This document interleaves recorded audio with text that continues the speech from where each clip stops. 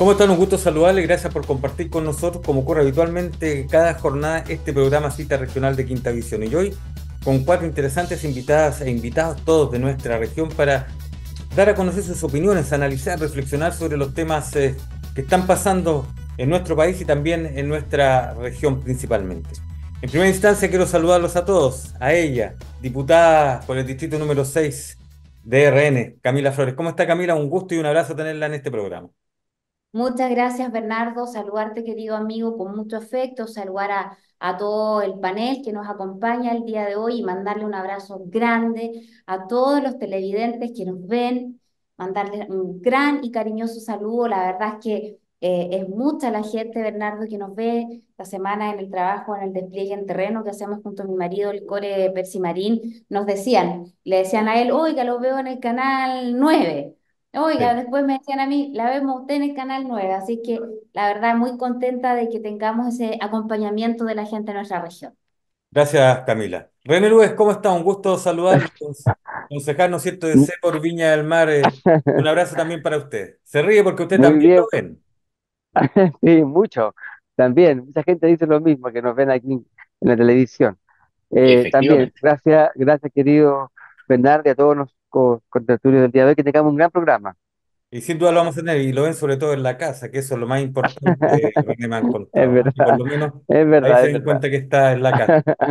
¿Cómo está Fernando Wilson, profesor de la Facultad de Artes Liberales de la Universidad Adolfo Ibáñez? Un gusto también tenerlo ya de pleno en clases. Efectivamente, ya volvimos con todo. De hecho, ya tomé el primer control, así que este fin de semana tenemos correcciones. Así que volvimos a la rutina normal y a la vida estándar. Se acabaron las vacaciones, Antiguamente, sentidas y añoradas. antiguamente los profesores, algunos le decían Atila, porque era rey de los ¿El unos. rey de los Usted unos? no. No, no, no. Ah, perfecto, No. bien. Todo bien La entonces. curva, la curva de Gauss se Sí. aplica inexorablemente. Que a veces es peor que de la nota fija, ¿no? No, si en Eso, ese vas sentido tomando puntitos por aquí. es. Sí, No, la verdad es que en términos gruesos, en los programas en los que uno trabaja en general, eh, a ver, es difícil sacarse un uno, también es difícil superar el 6, pero en general la nota se ubica entre el 3 y el 5. Ese es bien. el rango estándar, digamos, de la media. Muy bien, gracias Fernando. Y por supuesto vamos a saludar a Manuel Tobar, presidente del Centro de Estudios Regionales, ¿no es cierto?, quien nos acompaña también en esta oportunidad. ¿Cómo está, Manuel? Un gusto saludarle y bueno, el abrazo grande y los deseos de fraternidad y que su nieto esté en óptimas condiciones en las próximas horas. Hola, hola Bernardo, muchas gracias. Oye, hacía alusión Bernardo a mi nieto porque resulta que hoy día en la mañana, en la madrugada, fue a parar al hospital porque este joven que tiene 28 años se operó de cáncer gástrico.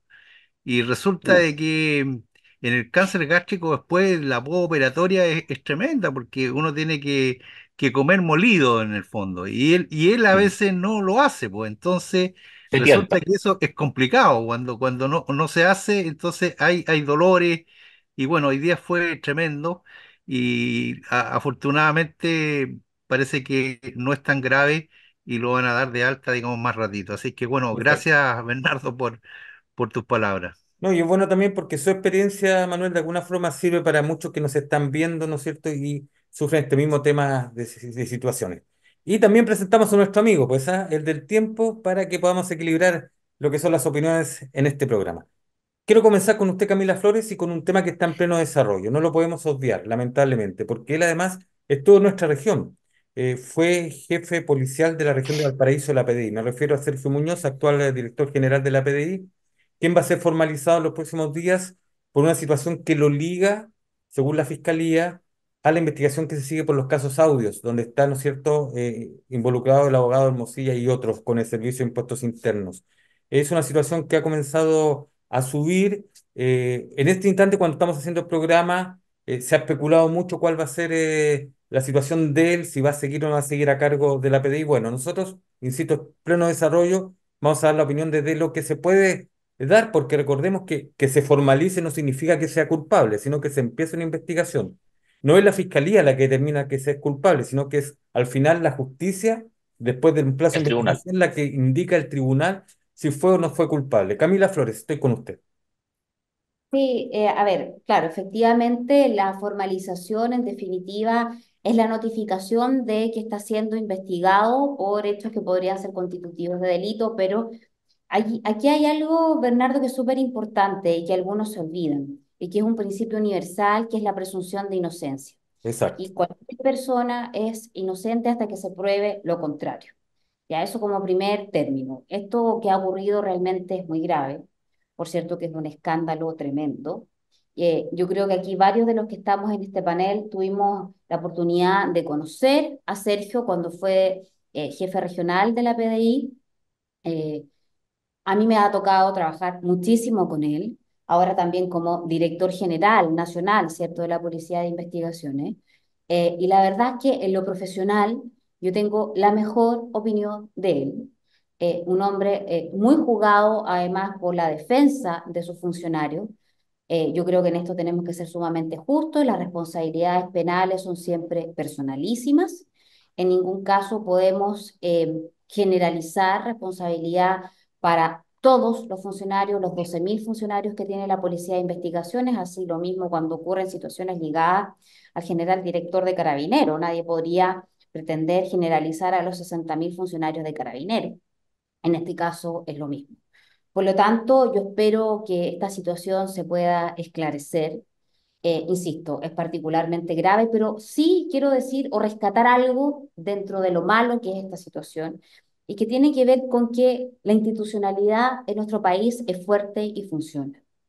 Porque que se les haya allanado la casa a quien hace de sí, jefe máximo de la Policía de Investigaciones, la oficina donde trabaja, me parece a mí que es una muestra de que efectivamente nuestro país no está podrido, absolutamente. Como sí ocurre en otros países donde quizás situaciones como esta se dan, donde quizás efectivamente las personas se prueba que están involucrados y quizás después de muchos años se sabe, ¿cierto?, que pudieron estar implicados en delitos. Aquí es una persona que está ocupando un cargo y que no se dudó un minuto en la fiscalía presentar, ¿cierto?, esta situación, solicitar las órdenes de allanamiento y por lo tanto creo que esa es una señal desde el punto de vista de la institucionalidad del país que funciona, que me parece que es fuerte y que aquí se demuestra en definitiva que no hay nadie por sobre la ley y que si hay que investigar a una persona, cualquiera ésta sea o cualquiera sea el cargo que éste ocupe, se hace. Yo en ese sentido creo rescatar lo positivo que tiene que ver con eso. Y yo finalmente solo decir que espero que estos hechos se esclarezcan lo antes posible, de que el debido proceso actúe como tiene que actuar y que finalmente se pueda, por el bien de una institución que además es la más valorada, la más querida desde el punto de vista de las policías, la institución más querida, una de las más queridas de todo Chile, que sin duda esto la va a perjudicar a la imagen frente a nuestra sociedad. perfecto. René Lues.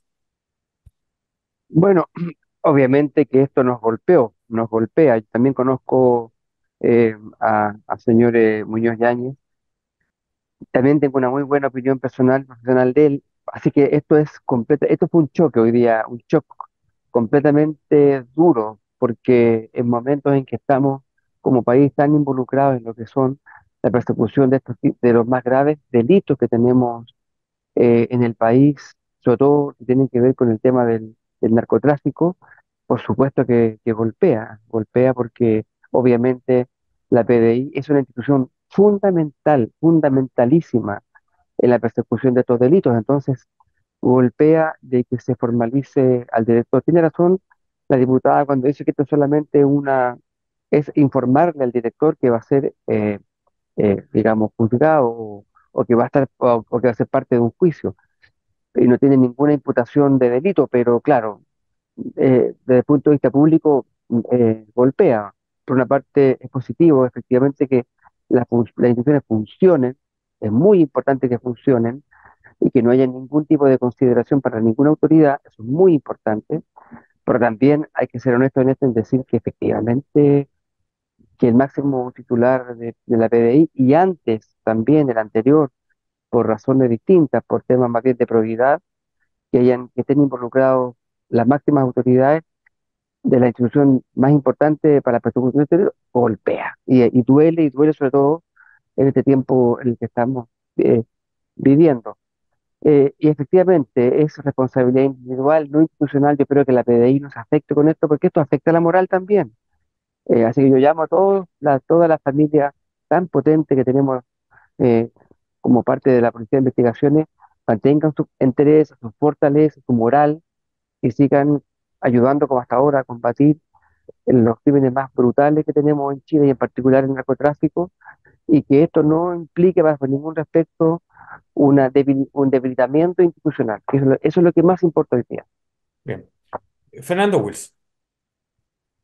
Bueno, ¿qué se puede decir que no hayan planteado René y Camila, digamos, como una sorpresa importante, el liderazgo de una institución que, si bien es cierto, es la policía, es una policía civil, representa un elemento fundamental de la lucha contra el crimen organizado en particular, y en un momento en el que nuestro país está enfrentando una crisis de dichas características.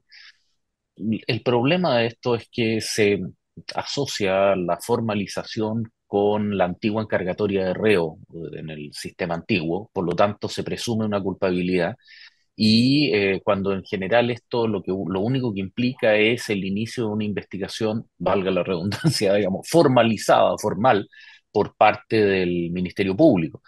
Situación que está muy lejos de representar una condena o algo por el estilo.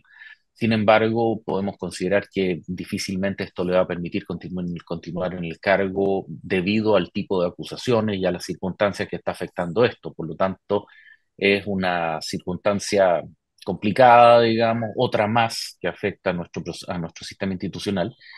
Habrá que ver qué futuro toma esto, pero no podemos dejar de lado que es un golpe en un momento complejo, pero por el otro lado significa que el sistema funciona.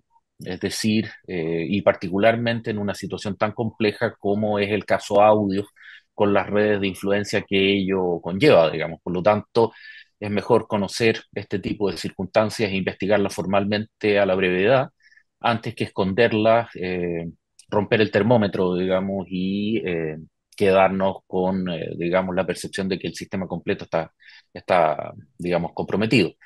Confiemos en que sea lo mejor, pero es preferible que esto se revele y que salga a la luz completamente antes y si es que este caballero es inocente, bueno, tendrá luego todos los recursos para poder, digamos, primero demostrar su inocencia y posteriormente perseguir a aquellos que lo acusaron de algo tan sucio, digamos las cosas como son, digamos. O sea, las implicancias son bastante complejas. Eso es importante lo que dice usted, Fernando, porque si se comprueba la inocencia, insisto, es el tribunal el que determina, después de, ¿no es cierto?, los Exacto. meses de plazo de investigación tras ser formalizado. Ya por lo menos desde el punto de la fiscalía, cuando se hace la acusación se coloca un manto ¿Mm? de mucha duda, pero mucha duda, incluso por lo que se esboza, ¿no es cierto?, lo que podrían ser los delitos que habría cometido, recordemos, está en investigación el actual director general de la PDI. Estoy con usted, Manuel Tobar, ya para terminar esta primera ronda. Ok, bueno, estoy en la misma onda que Fernando, ¿ah? Ya se han dicho casi todo, todas las cosas. Yo no conozco a este señor director de investigaciones. eh, Conozco al antiguo Gilberto Losch, un gran director de investigaciones en mi tiempo. Eh, yo entiendo que el tema en el cual estaría eventualmente involucrado el señor director es de algunas informaciones que habría él entregado al abogado Hermosilla. El abogado Hermosilla está implicado en el caso de impuestos internos, del cohecho, ¿no es cierto?, en impuestos internos. Entiendo que esa es, digamos, una de las situaciones por las cuales este hecho, digamos, ha causado conmoción pública. Y como dice Camila, hay varias leyes que estarían siendo desbordadas por esta situación. De modo tal que yo estoy de acuerdo, digamos, en que tenemos que reivindicar el principio de inocencia. Yo creo que eso yo siempre lo he reivindicado porque esto no significa que este señor digamos, haya cometido lo que se le está imputando. Entonces es importante, eso tiene que haber un proceso y ese proceso lo han descrito muy bien, digamos, aquí los abogados que están en el panel. Eh, pero en segundo lugar, sí, evidentemente que a mí me parece que esto daña la imagen pública de las instituciones, por supuesto, porque imagínese usted el director general de Carabineros y también el director de la PDI, dos instituciones tan importantes para la República y en el momento en que estamos digamos, lamentable que esto esté ocurriendo. Complejo. ¿Ah? Y por lo tanto esto crea una situación de fe pública, de legitimidad, digamos, ¿no es cierto?, de esta institución, aunque no lo queramos, porque efectivamente lo que queremos es que justamente se fortalezcan estas dos instituciones y no al contrario. Así que esperemos que esto salga todo bien. Bien, noticia en desarrollo, se va a comenzar la investigación, habrá tiempo para saber cuáles son los antecedentes, saber qué pasa. Yo creo que aquí comenzar a especular es un grave error, porque insisto, es la justicia la que tiene que actuar y Es lo son las peor. instituciones las que deben, ¿no es cierto?, dar la última palabra. Vamos a otro tema, queridos contertulia y contertulios, como decían en un programa antiguo Ujú. por ahí. Oiga, desplegar las Fuerzas Armadas en zonas urbanas. Es un tema que ha llenado la agenda informativa. Esto lo plantea primero, bueno, esto venía planteándose de un tiempo a la fecha, pero toma mayor fuerza porque el alcalde de Maipú, que es oficialista, llega un momento en que se lo plantea derechamente al presidente de la República por la situación que está pasando en Maipú. Claro, puede ser centralista, ojo, pero miremos alrededor. Y nosotros también en nuestra región y en otras regiones hay temas como los que se están denunciando, ¿no es cierto?, en muchas comunas de la región metropolitana. Es que allá hay mayor cantidad de gente y muchas veces llama más la atención. Entonces, viene esto y de inmediato comienzan los dimes y diretes. Por ahí en una entrevista en una radio en el sur, el presidente de la República señala que podría ser, pero bajo ciertas condiciones. Y comienza de nuevo una división oficialista, podría llamarla, porque hay un sector que apoya al gobierno que dice estar de acuerdo, que podría ser, hay otro que no. En la derecha también por ahí aparecen, ¿no es cierto?, algunos alcaldes señalando que no debiera ser, otros que dicen que se podría estudiar. Bueno, ¿qué es lo que pasa con esto? ¿Cuál es la opinión? Y las opiniones de nuestras contertulias y contertulios. Camila Flores, quiero comenzar con usted sobre esto. ¿Existe una real posibilidad de sacar las Fuerzas Armadas a zonas urbanas, como ha ocurrido en otros países, producto de la delincuencia y de los temas del narcotráfico? Estoy con usted, Camila. Primero partí diciendo, Bernardo, que esto para mí responde a una estrategia meramente electoral. El gobierno siempre se había opuesto a tener los militares desplegados en la calle, pero de un día para otro se pegan una voltereta porque el alcalde de Maipú se los pide, consideran que ya no es tan malo, que les parece razonable, hacen todo un despliegue, un operativo tremendo en Maipú, luego de esta petición del alcalde de Maipú, cuestión que todos sabemos que no se hace de un día para otro, eso está organizado, planificado con tiempo, un operativo policial de esas características y de tal envergadura, imposible que se haga con un par de horas de premeditación, ¿ya? Aquí estamos detrás, desde mi perspectiva, de una estrategia electoral a propósito que este es año de elecciones municipales. Entonces, a mí no me extrañaría que también en nuestra región, en algunas comunas, capaz que en Viña, por René, la alcaldesa también salga pidiendo la presencia de los militares en la calle. Yo creo que tiene que ver más bien con eso. Porque todas estas personas, y particularmente el alcalde de la comuna de Maipú, era el mismo que hablaba de que los milicos, en palabras de él, tenían que estar en los cuarteles, no en las calles. Pero ahora hay todo un cambio precisamente por eso. Y esta semana también ha salido un artículo en la prensa que se indican a este alcalde, el señor Bodanovich, como una posible carta presidencial del Frente Amplio. Entonces, por cierto, que yo creo que aquí hay netamente una cuestión política. ¿Y por qué lo digo, Bernardo? Lo digo primero porque ¿cómo tú vas a enviar a las Fuerzas Armadas a hacer funciones policiales de orden público cuando ni siquiera tenemos las reglas del uso de la fuerza? Es decir, con cuáles son las reglas que ellos tienen que hacerle frente a distintos delitos, ni siquiera eso está claro. Nosotros tenemos recién hoy día la discusión a propósito de un proyecto que, desde mi perspectiva, la ministra del Interior además ha ingresado una serie de indicaciones que son una aberración desde mi perspectiva, para poder, lo que hoy día está en un decreto, que son las reglas del uso de la fuerza, tenerlas en materia de ley, que me parece a mí que es lo correcto.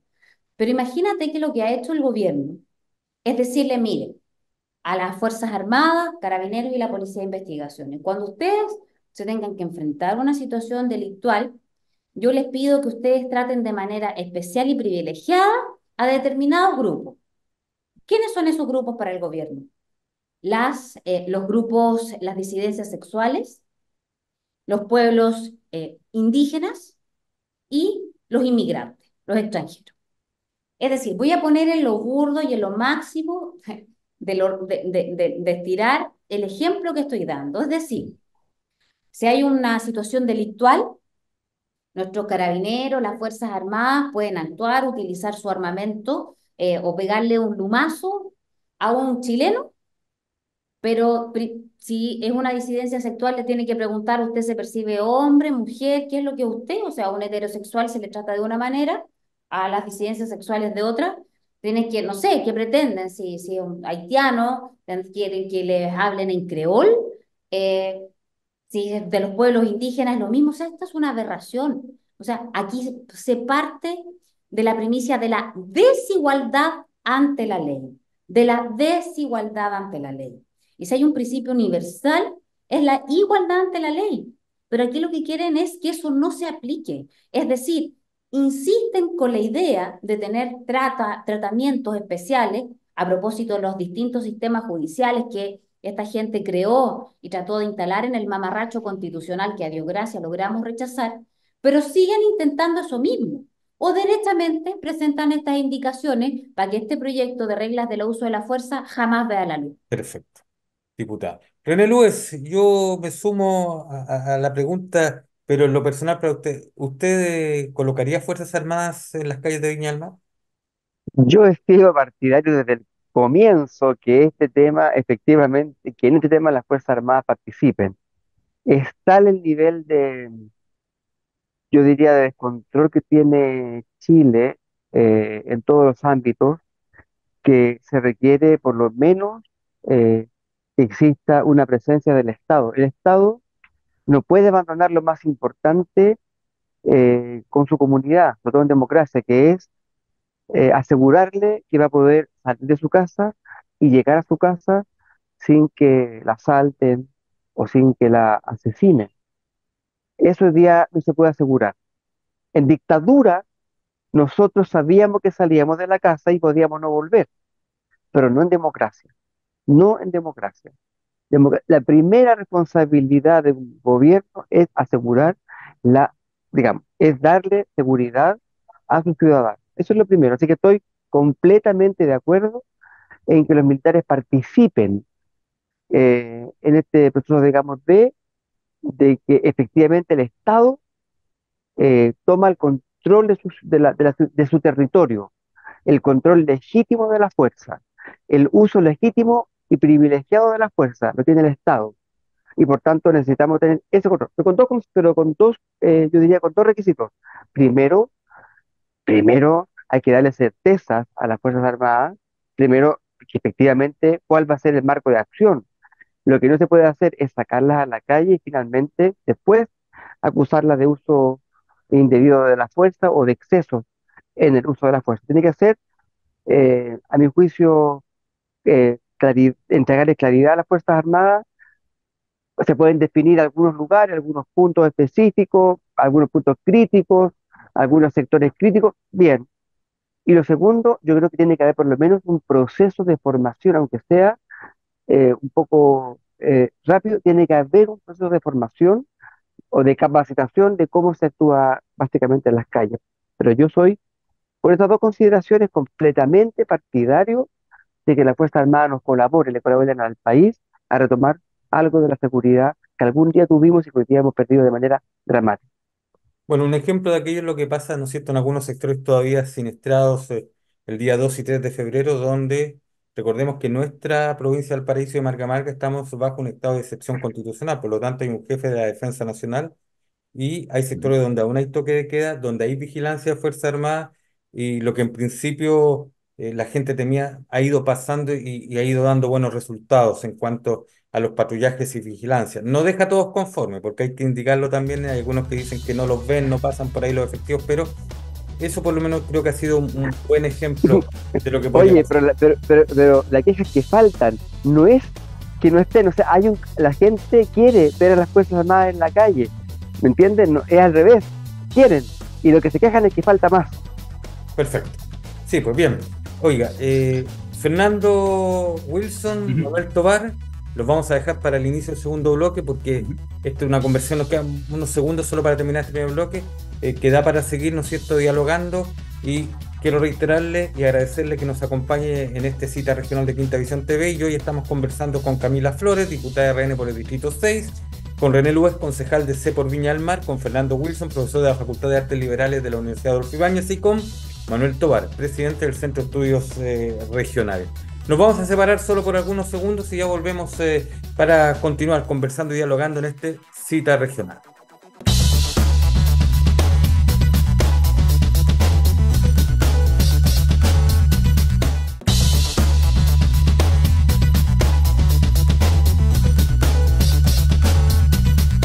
Bien, y retornamos entonces con este cita regional. Reiteramos, estamos conversando con Camila Flores, diputada de RN por el distrito número 6, con René Luez, concejal de C por Viña del Mar, con Fernando Wilson, profesor de la Facultad de Artes Liberales de la Universidad Adolfo Ibáñez, y con Manuel Tovar, presidente del Centro de Estudios Regionales.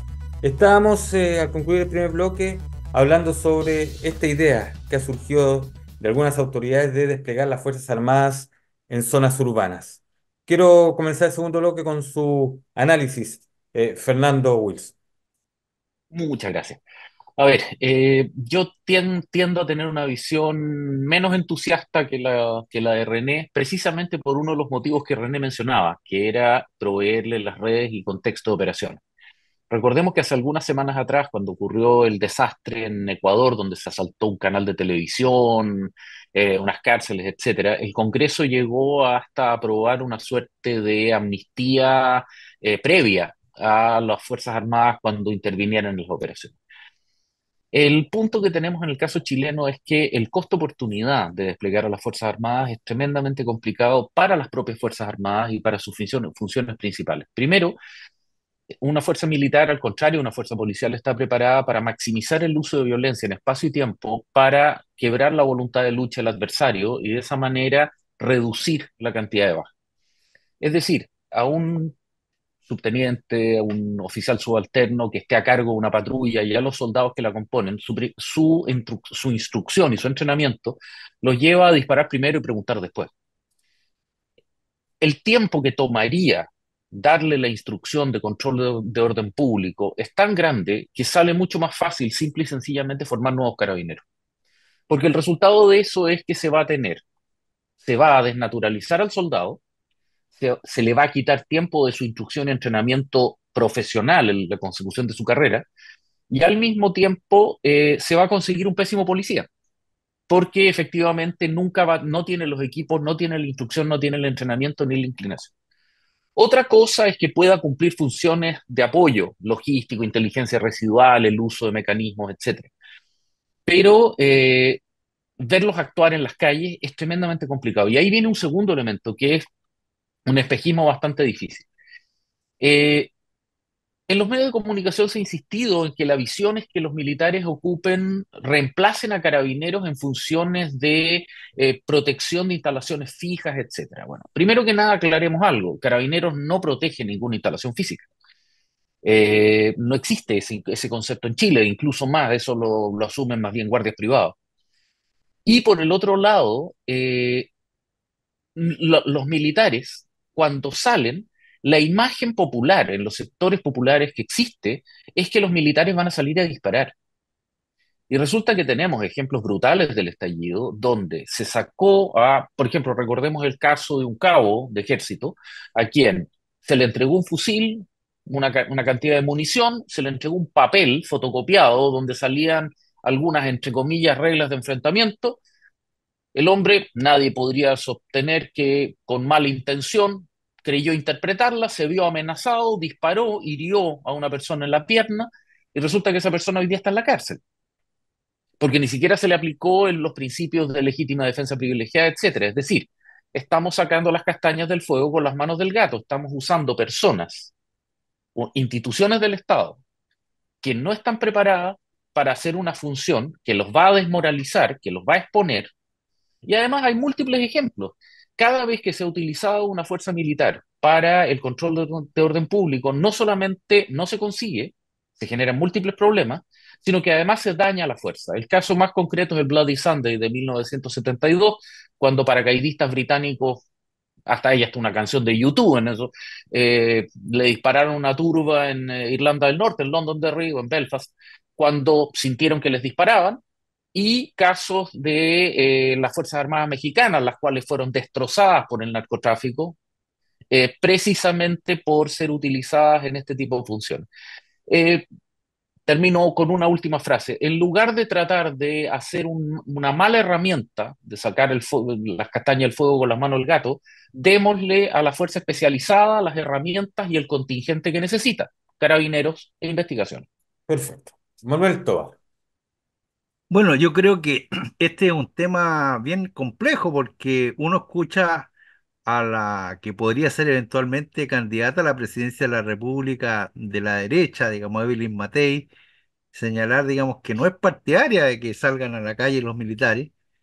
Y también uno escucha a Daniel Jadue, representante del Partido Comunista, ¿no es cierto? Muy conocido candidato presidencial, digamos, ¿no es cierto?, del Partido Comunista, decir lo mismo. O sea, están de acuerdo que no salgan a la calle. Entonces, hay complejidades. Por otro lado, hay que saber también de que las Fuerzas Armadas no están dispuestas, digamos, a esto. Hay una opinión Bueno, ese es otro encontrada, elemento. ¿no es cierto? Ujú. Es otro elemento. Y, digamos, yo me he enterado justamente por gente de la PDI de que los ampones, que los malos, le tienen más miedo a las Fuerzas Armadas que a los carabineros. Entonces, toda esta mezcolanza de situaciones creo que complica, digamos, el tema. Yo soy partidario de fortalecer, digamos, a las unidades policiales, pero en un momento como este, digamos, en las circunstancias que vivimos, mire lo que ha hecho el país. Tiene zonas de excepción en la macro zona sur y, digamos, a propósito del incendio, tiene los militares en la calle. O sea, los militares son evidentemente, además de lo que ha dicho muy bien Fernando, digamos, que parece muy bien que domina este tema, también tienen un carácter disuasivo y ese carácter disuasivo ha sido realmente algo que ha actuado, ha sido efectivo, ha sido efectivo. Y por lo tanto, me parece a mí, y concuerdo con René, que en este momento, digamos, crítico que tenemos, es posible que nos eche una ayudadita a las Fuerzas Armadas. Perfecto, bien. Vamos a cerrar el tema. Un minuto final, si alguno de nuestros panelistas o nuestra panelista quiere Sí, acotar algo. Un minuto, Fernando, por favor. sí, en el sentido de que las reglas de enfrentamiento, las reglas de uso de la fuerza, son elementos críticos que no son de debate político. Y en ese sentido me ha llamado profundamente la atención que en el proceso de convertirlas en ley, más bien se ha comenzado a discutir ideológicamente este proceso en lugar de buscar experiencias. Por ejemplo, la OTAN tiene una serie de documentos al respecto que son descargables de la red, donde se fijan reglas de uso de la fuerza, etcétera, que tienen que ser extremadamente simples y claras, porque va a ser aplicada por una persona joven en unas circunstancias de intenso estrés y donde la decisión de apretar el gatillo tiene que ser nítida y clara. Por lo tanto, discutir sandeces como las que mencionaba Camila hace un momento atrás, donde incluso se llegaba a plantear reglas diferenciadas para inmigrantes o circunstancias en las cuales ni siquiera son fácilmente perceptibles a la vista, en circunstancias en las cuales ni siquiera se puede, digamos, cuando estén bajo fuego, como ocurrió en el caso de una patrulla de infantes de Marina en la Araucanía, ni siquiera estaban viendo, porque los que les disparaban estaban escondidos detrás de unos árboles. Claramente nos genera un punto. Y las Fuerzas Armadas claramente no quieren salir porque no se sienten apoyados por las estructuras institucionales nacionales. Y vuelvo a recordar, en este minuto hay personas a las cuales se les destruyó la carrera, Bien, están condenados por aplicar reglas de enfrentamiento, de uso de la fuerza que están mal redactadas. perfecto. ¿Alguien más o pasamos a Yo, yo Camila, un minuto, muy, Fernando. muy, muy brevemente. Bienvenidos los militares a la calle, pero con reglas claras, con apoyo político, Porque ¿qué es lo que pasa si el día de mañana, que los militares usan armamento de guerra y están enfrentándose a una situación delictual y usan su armamento y muere un delincuente? ¿Qué va a hacer las autoridades del actual gobierno?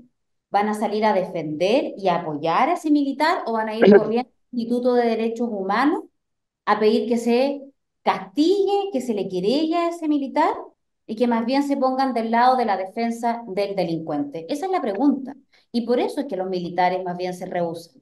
Porque con este gobierno, además, es particularmente complejo. Y Bernardo, esta es una discusión, desde mi punto de vista, bastante estéril, porque dudo que vaya a avanzar verdaderamente, porque la principal fuerza del gobierno es el Partido Comunista. Y el Partido Comunista ya a través de sus parlamentarios lo han dicho, que ellos, lo decía Manuel Tawar también, a propósito de los dichos de Howell, ellos no van a permitir y se niegan a tener a los militares desplegados en determinadas zonas. Por lo tanto, es una discusión a mí, desde mi punto de vista, más bien desde el punto de vista electoral que están Sí. utilizando, pero verdaderamente no va este gobierno a decretar que estén las Fuerzas Armadas desplegadas en el territorio. Perfecto. Yo Luis, también veo que quisiera, quieres un Bernardo, sí, minuto mira, para cerrar. Bernardo, sí, mira, solamente decir lo siguiente, yo creo que efectivamente, claro, el presidente le hace caso a un alcalde de su sector, cuando en realidad este es un tema que lo han pedido muchos alcaldes antes inclusive. Eso a mí me pareció impropio, digamos, de un presidente. Ahora, dicho esto, yo siempre he sido partidario de que los militares estén, ojalá, entiendo todo lo que dice Fernando, todo, completo. Sin embargo, hoy día el clamor popular indica que por lo menos hagan, como decía Manuel, acción disuasiva y que tengan por lo menos controles, zonas y lugares críticos. Por lo menos eso ayudaría mucho a la sensación de seguridad y ayudaría mucho a que Carabineros y la PDI sigan haciendo sus roles más específicos. Pero yo soy partidario de que esto ojalá exista con apoyo efectivamente del gobierno y de la sociedad. La sociedad lo va a tener, el apoyo del gobierno, de los parlamentarios y por supuesto con reglas claras. Perfecto. Manuel, termino con usted este minuto final para redondear para que todos tengan la misma posibilidad de opinar sobre el tema. Oye, no, ya dije lo que tenía que decir. Así que mira, quiero aprovechar este minuto para contarle a nuestros telespectadores que el día 21 de junio en la Universidad Católica de Valparaíso, en el primer piso, en la sala Emilio Tagle Covarrubias, vamos a lanzar el libro de Carlos Eduardo Mena, que se llama Democratizar la democracia. Y este libro lo va a presentar el ex senador Ignacio Walker Prieto y la senadora Paulina Bodanovich. Esto va a ocurrir el día jueves 21 a las 11 horas en la Universidad Católica, en la Casa Central. Así que eso es lo único que quería decir, Perfecto, amigo, no, está para bien. hacerle propaganda a esto que estamos patrocinando nosotros como centro de estudio. Bien, un paréntesis cultural, ¿no es cierto?, para cerrar el tema anterior y pasar a otro que está totalmente en la palestra, porque vamos a cumplir ya y hemos cumplido un mes y medio más o menos desde que se registró un mega incendio en Viña del Mar, Quilpué y Villa Alemana. Hace unos días, eh, por la noche, en Valparaíso se produce otro incendio y que hace temer lo peor, por las condiciones de viento, por las condiciones del terreno donde se estaba dando. Gracias a Dios, habiendo damnificados, no Y dos fue muertos. tanta la magnitud, no hubo muertes tampoco. Lo que sí preocupa es que esa misma noche en Valparaíso, en espacio de casi 2 horas, hubo 4 incendios seguidos. Y el último, ¿no es cierto?, en la calle Tomás Ramos, con 2 menores de edad fallecidos en un viejo Mm, inmueble de eso. 4 pisos. ¿Por qué digo esto? Porque de inmediato comienza, ¿no es cierto?, la situación y se comienza a recordar qué es lo que pasa en Viña del Mar, qué está pasando con el tema de los incendios en nuestra región. Y durante la semana tuvimos algunas informaciones que hacen plantear preocupación. Primero, cuando se dice que no están los recursos hoy viables para la reconstrucción.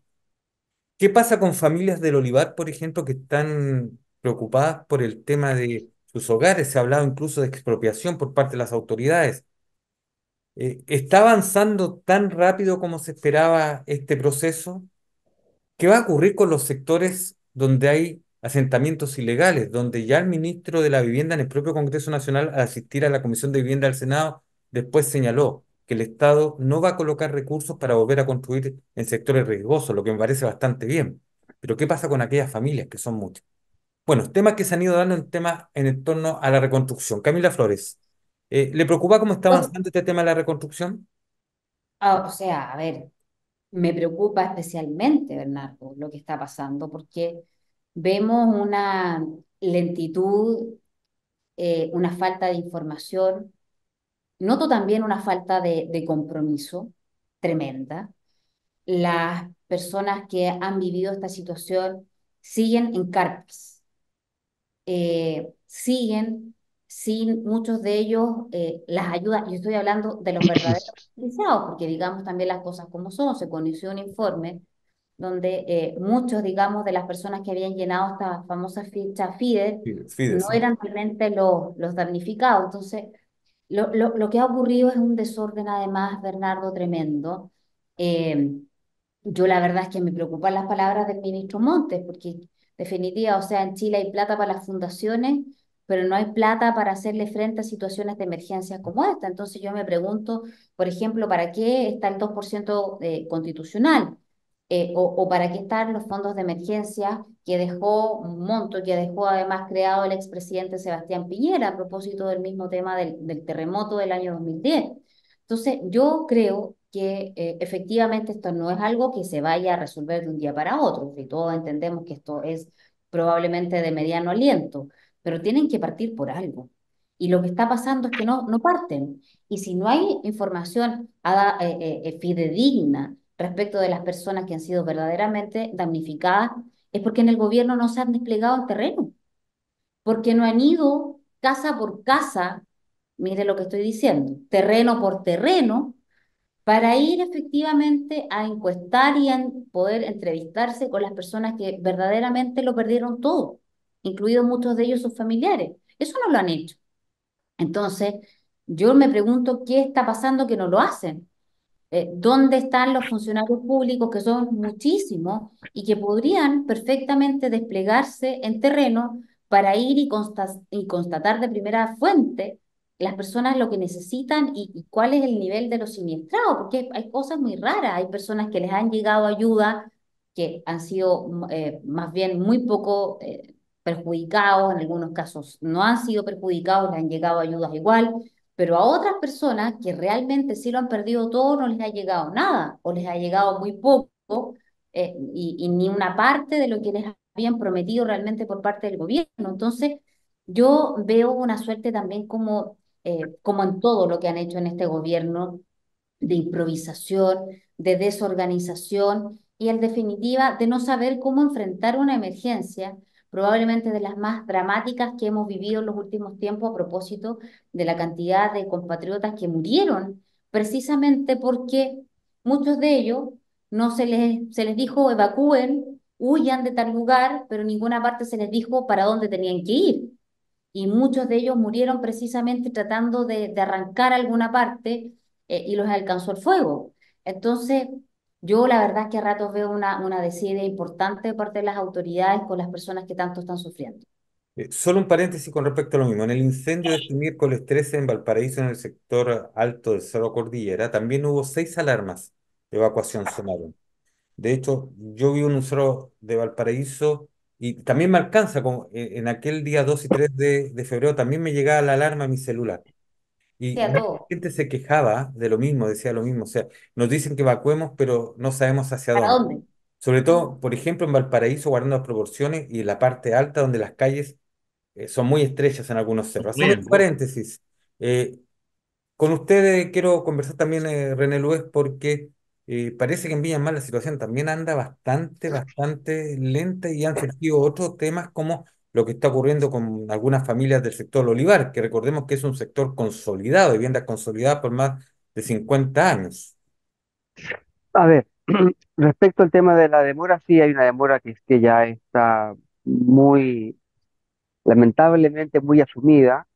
La propuesta que hay es entregar carpas, han entregado ya, se compraron 850 carpas, se querían comprar 1150 más y como hubo todo un escándalo público, que yo hice público porque me parece que es impropio decirle a la gente que después de 40 días va a tener carpa como solución, al parecer esta segunda compra como que recularon, porque no he visto, no ha vuelto a entrar al Consejo, había sido aprobado en comisión, no entró al Consejo, porque al parecer se dieron cuenta de que era completamente impropio y un contrasentido para la comunidad que les dieran carpa. Así que es muy complicado. Lo segundo, respecto a lo que dice, de lo que dice el ministro, es muy complicado esto, Bernardo, porque la verdad es que la ley, cuando habla de áreas de riesgo, las áreas de riesgo, hay dos tipos, las áreas de riesgo y las áreas no edificables. Por ejemplo, la cuenca de un río, no sé, un volcán, nunca va a ser edificable. Pero las áreas de riesgo, todas son subsanables. El principio es que toda área de riesgo es subsanable, pero con aplicación de obras de ingeniería que permitan subsanar o mitigar los efectos del riesgo. Toda área se puede construir, podemos construir, bueno, se ha construido hasta en el mar, se construye en la arena, nuestra población vergara está construida sobre un arenal. Todo se puede hacer, lo que pasa es que hay que aplicar obras de infraestructura y de Tecnología. ingeniería, y eso tiene que obviamente hacerlo el Estado, porque son obras de envergadura. Y eso es lo que yo entendí que el gobierno no está dispuesto a hacer, lo cual me parece impropio, porque la verdad es que tenemos una tremenda tragedia. La única forma que nos sirve esta tragedia es que nos dé la oportunidad de cambiar nuestra infraestructura, yo diría, urbana, mejorar los accesos, las vías, digamos, las evacuaciones, en fin, los puentes, los caminos, las calles que van a rodear la ciudad. Hoy día hay que hacer un cambio. Si no hacemos un cambio, construimos y hacemos lo mismo que teníamos antes del 2 de febrero, la emergencia va a volver a ocurrir. Y termino con esto cortito. Ayer estuve en un seminario que entregó eh, el urbanista Coduje. Poduje, muy interesante. Dijo dos cosas muy importantes. Pues hay muchas, pero voy a decir todo respecto a este tema. Primero, hay recursos del Estado que se pueden utilizar para esta emergencia sin pedir más plata. Eh, y de hecho partió a hacer una época, un tema de autoridad. Todo, él dice que hay 2.500 millones de dólares que no se gastan a fin de año por parte de los servicios, usemos parte de eso. Y lo segundo que dice es que podemos generar dentro de la ciudad un sistema de cortafuegos a través de las vías, que hoy día no tenemos. O sea, que sean las vías básicamente las que generen cortafuegos, los caminos, que hoy día no tenemos y que nos mantienen completamente aislados una población de otra. Y yo creo que en realidad esa es la solución y además podemos hacerlo muy rápido. Podemos usar además la ley de sismo.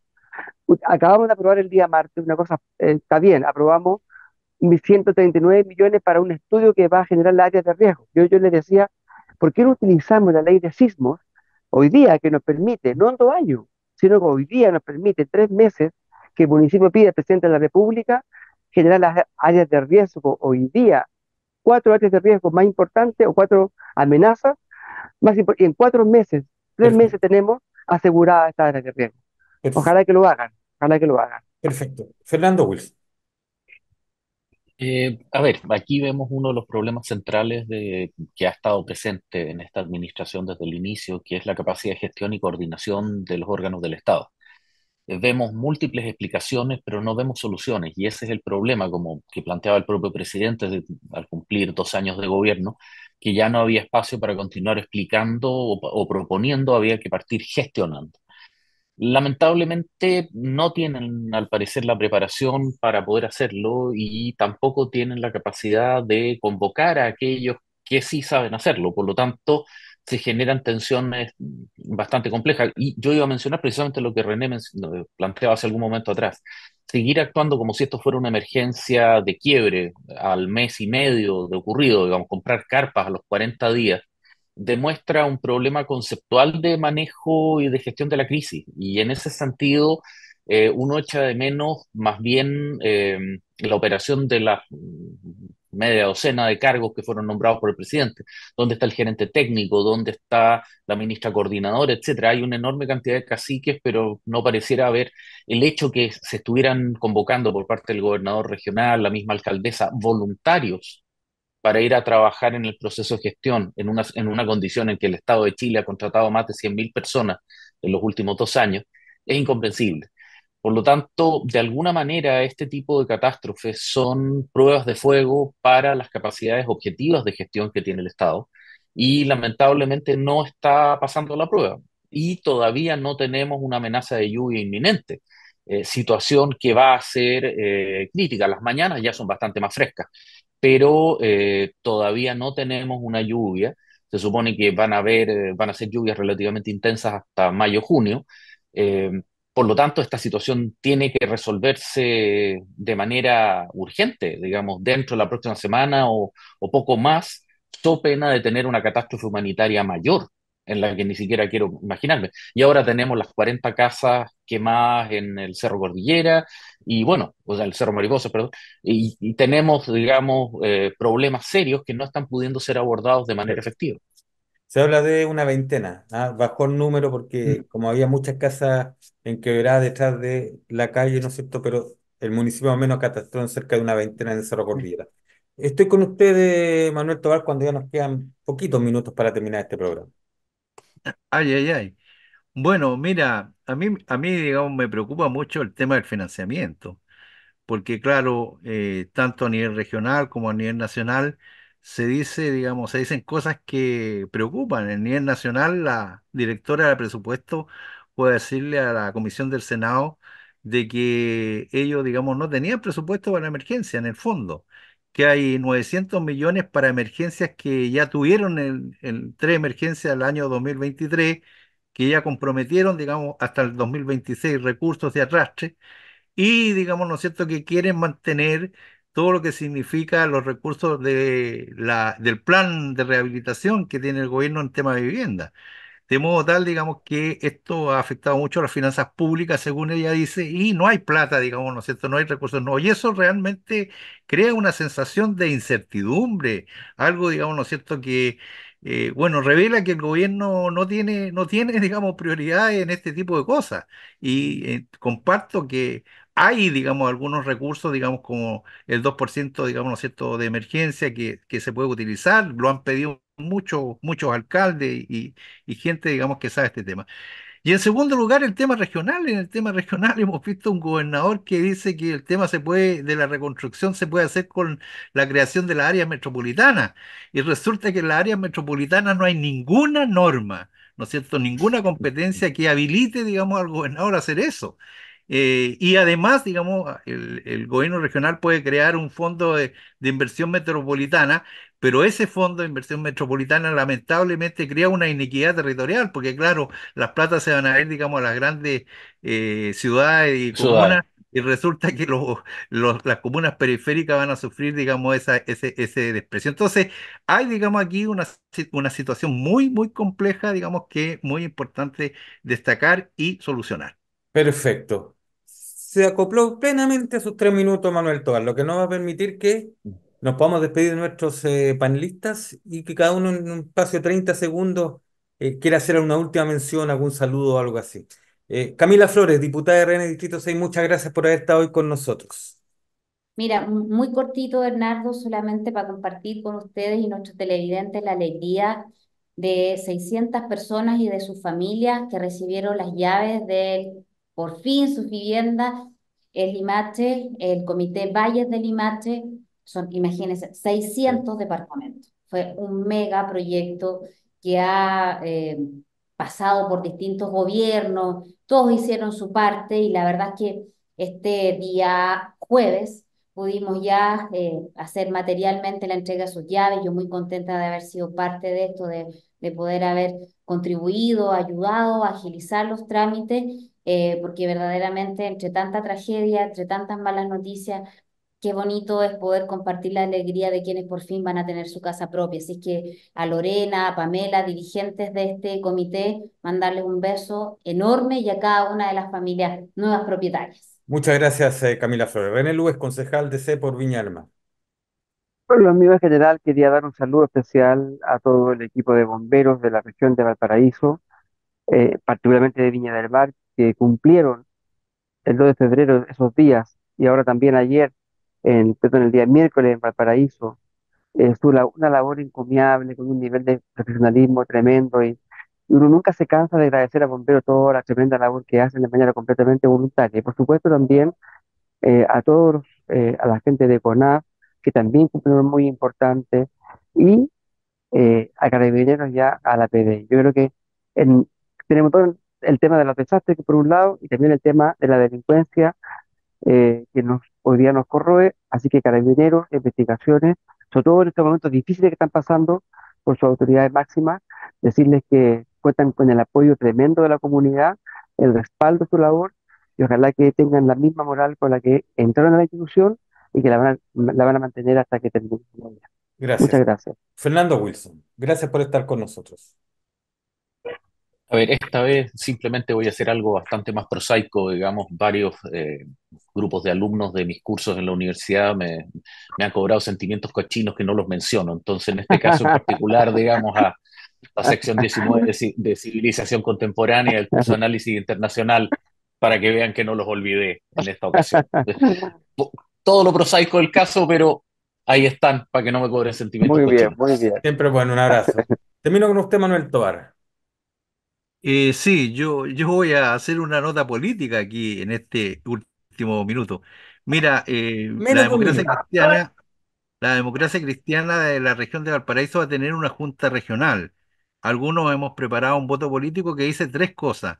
Me Uno, cae en muy primer bien tu lugar, presidente regional. en Mando un primer saludo a Ron lugar, Wright. digamos, nosotros queremos reafirmar la idea de un pacto electoral, digamos, con los miembros del sector oficialista y la democracia cristiana. Y en ese pacto electoral no vemos al gobernador Mundaca y por lo tanto nos vamos a jugar para que alguien del pacto electoral sea, digamos, el candidato a gobernador. Eso en primer lugar. En segundo lugar, queremos también decir que en Valparaíso vamos a presentar a Aldo Cornejo como candidato a alcalde de la comuna de Valparaíso. Creemos que tiene una experiencia y va a ser, digamos, un aporte importante para la reconstrucción de esa comuna. Y en tercer lugar, ¿no es cierto? Voy a decir algo que de alguien que está aquí. Vamos a presentar de candidato alcalde por Viña del Mar a nuestro amigo René Luis Escobar. Y para ello vamos a pedir que hayan primaria en Viña del Mar con la alcaldesa Ripamonte. Bien. Eso es todo. Muchas gracias. Igual pasó el mensaje al final, ¿no es cierto, Manuel Tovar? Me parece bien, me parece bien.